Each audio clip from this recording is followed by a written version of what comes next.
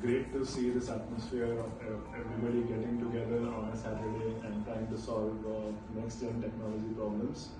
I'm going to quickly run through vector search capabilities within the Oracle database in our latest 23 AI release, and I'll show a quick sample test case on how to create a table with a vector column and how to do semantic searching. So I'll quickly skim through the concepts. I'm pretty sure most of you will already know these concepts. So generative AI and LLMs.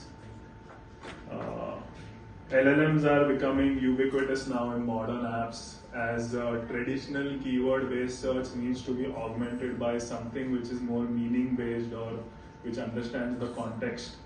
So let's see a quick use case. So LLMs to answer questions is being very common now with a GPT and everything. We're seeing that.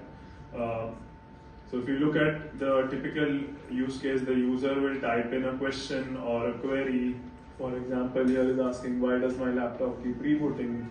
And an LLM, which is typically trained on a vast resource of traditional data from the internet, will use its general knowledge and give a generic answer, which is saying basically it's bad, maybe try a new one. Okay, that's a valid answer, but is it good enough?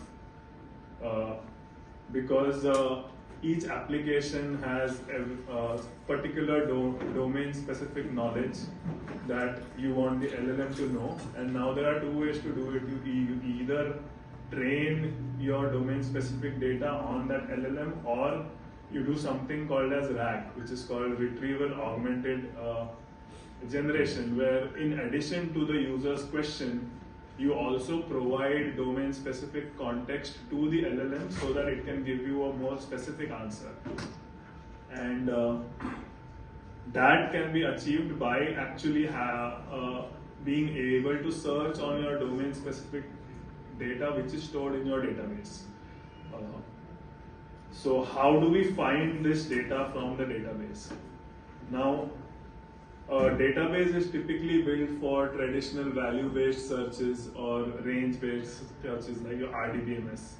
Now, Oracle DB has introduced a new sort of search capability called as a vector search, where we have the capability of converting your data. It could be images, text, or video into a mathematical vector,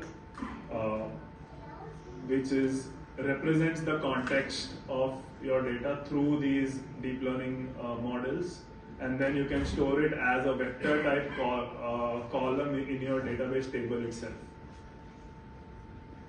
And that is a breakthrough, like I said, which enables you to do semantic search.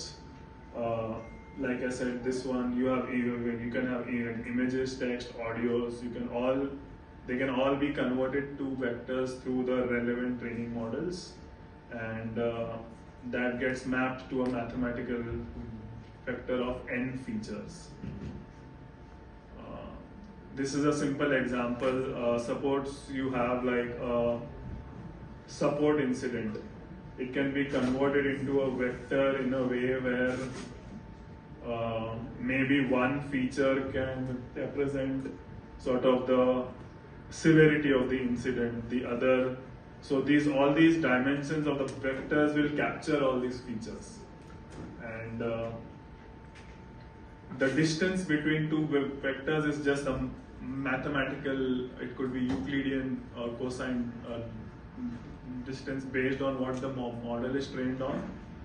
And essentially your search now then boils down to a mathematical search where a user types in a query. That query itself will then be converted into the vector in the same space, and then you try to find the top n most similar vectors to that search vector or that query vector. So if you see the example here, suppose there are two documents which are related to a laptop running slowly. They should technically be close together than an incident for another issue, like a crash on a desktop or something. And yeah, so the similarity property powers the search. Now what you can do, like I said, is first the user types in a query. This is the new workflow that would happen. Is this opening here?